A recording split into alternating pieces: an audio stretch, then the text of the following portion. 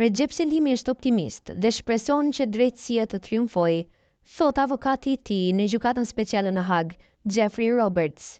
Çështja e zyrës së prokurorit të specializuar zyrtarisht mbyllet me 15 prill dhe më pas mbrojtja pritet të kërkojë rrëzimin e akuzave. Edhe pritjet e avokatit janë pozitive në kohën kur zyra e prokurorit të specializuar ka mbërritur në përfundim të çështjes së saj në rastin ndaj Hashim Thaçit, Kadri Veselit, Jakub Krasniqit e Recep Selimit. Marrja e një vendimi do kohë, por që në fund do të rezultojë me vendimin që ne shpresojmë, tha avokati para gazetarëve në Hag. Mendoj se çdo njeri që është i ndaluar larg familjes së tij për 4 vjet e gjysmë do të ketë një ndikim të rëndësishëm në jetën e tij.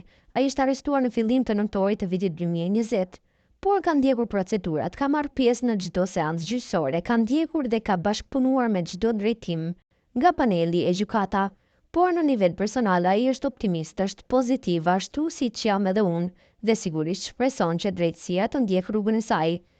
Marrja e një vendimi merr kohë, por që në fund do të rezultojë në vendimin që ne shpresojmë, tha ai. Recep Selimi, sikurse ish krerë të tjerë të UÇK-s, po përballet me një proces të tezgjatur gjyqësor, gati 5 vjet në paraburgim. Gjykimi ndaj tyre ka nisur në prill të vitit 2023, ndërkaq në fillim të kësaj jave, prokuroria përfundoi me dëshmitarët e saj duke i hapur kështu rrugën mbrojtjes.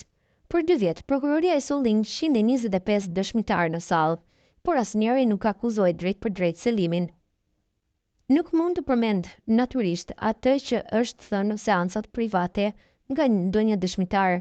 Keni të drejtë që akuzat lidhen me një ndërmarrje të përbashkët kriminale dhe ka shumë pak që referohen drejt për drejt zotërisë Selimit, por nuk mund më vjen keq të komentoj akuzat apo provat individuale që janë dhënë në seancat private, tha mbrojtja e Selimit para gazetarëve.